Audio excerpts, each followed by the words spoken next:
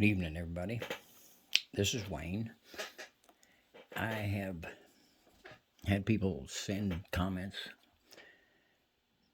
asking what I see in these that make them artifacts.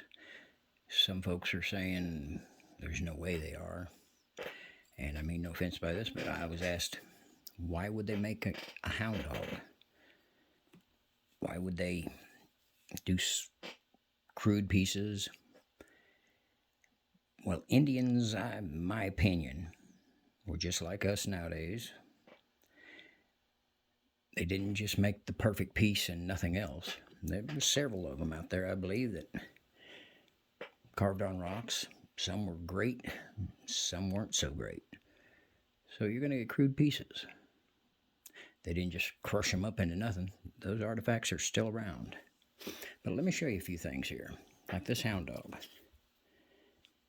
Now, as you can see, the ear flowing back here, the nose, lip, forehead, eye.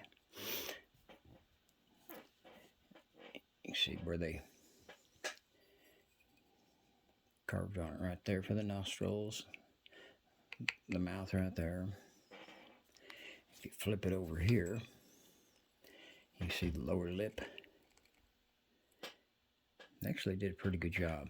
And I would imagine in its day, when this was very first made, it was all polished up and was a pretty piece.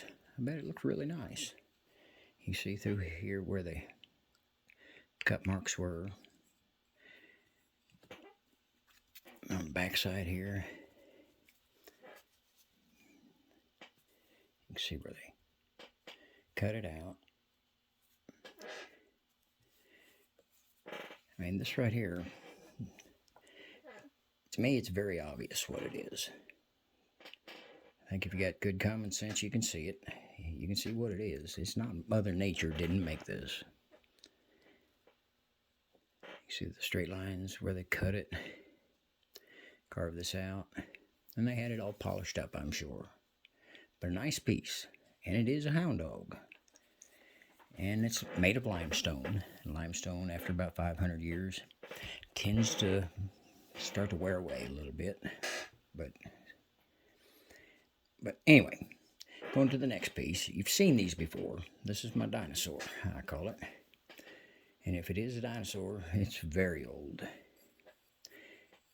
But now it's not just a rock formation. You can see where they've carved on this a little bit. Here, let me bring it in a little tighter. Now the back, all down through here, you can see it's been cut off. Cut all that off. And then around the face area here, all this was cut out. And they cut the lines in the chest, the back side here. They cut this out. You can see where they cut it. That way in the front side, when you look at it, it shows the chin come down. Well, that's where they cut the back side out. Cut the top of the head. You can see where the smoothness is here. That's where they cut it. And drilled the eye out. If you look at the eye real close, you can see the markings from where it was cut out. And that's a dinosaur. Cut it out down through here. All on the back was cut off. Mother Nature didn't make that. Now I've got another piece here. Again, you've seen these. I've shown them before. This here, I believe, is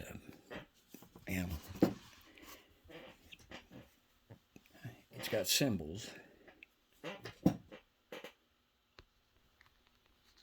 Bring it out here. It has symbols on this line, this one here, and then down here. And this line here is like a bandana being worn. Has this hump right here. That is an eye, if you can see that. Now this was laying in this side down in the water. That's why it's dark colored, what have you. But let me spin it back around here. This is the side that was up. And you can see the symbols on it. Now I got a flashlight here. I shadow them. You can see the symbols right through there. These symbols. There's one here, here, here, and here. Down low, there's 1, 2, 3 there. And on this side here,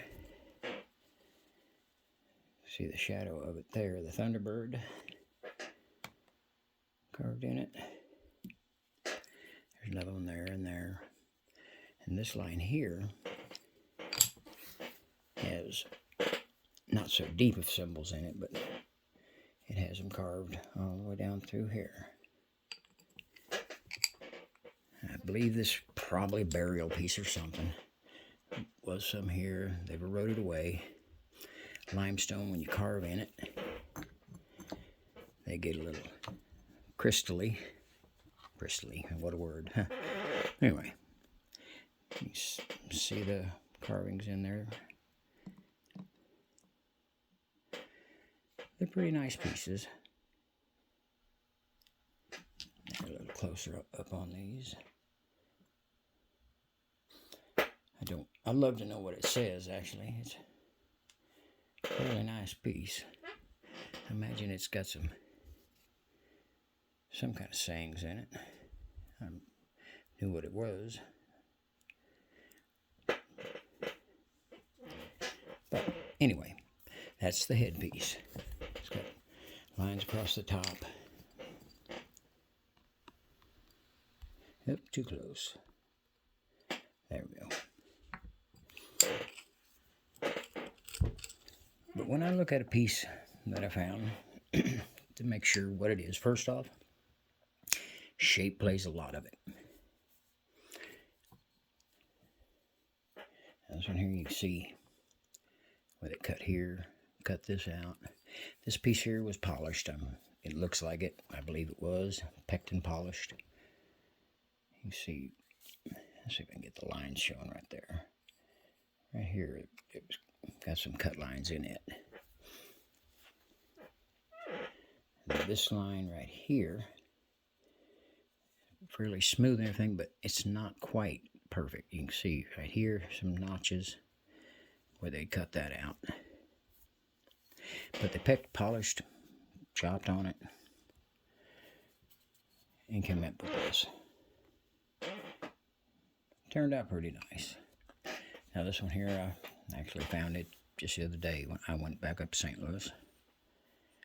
You can see they carved it kind of like a fish, I guess. But they carved it all down through here. Carved it right through there. Carved it out here. There, kind of, so it's not absolutely flat.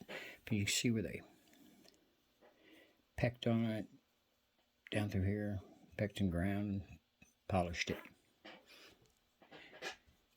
And when they find archaeology, to me, is the search for something old to find something brand new. What I mean by that is the pieces that are out there that they're used to seeing. If there's nothing new out there, then why search? These pieces are not recognized so much in archaeology,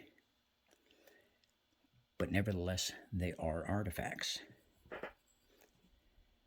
They need to be recognized, and they need to be known that there are this type of artifacts out there. If these aren't artifacts, if they're not new, if things are not found that people haven't seen before and don't recognize, well, those are artifacts we're out there searching for now. And if everything's already been found, then why even have archaeology anymore. We're out to find the brand new stuff that are very old. And that's what I'm trying to show. All right. Well, thank you, folks. I'll let y'all go. Y'all have a nice evening. Bye.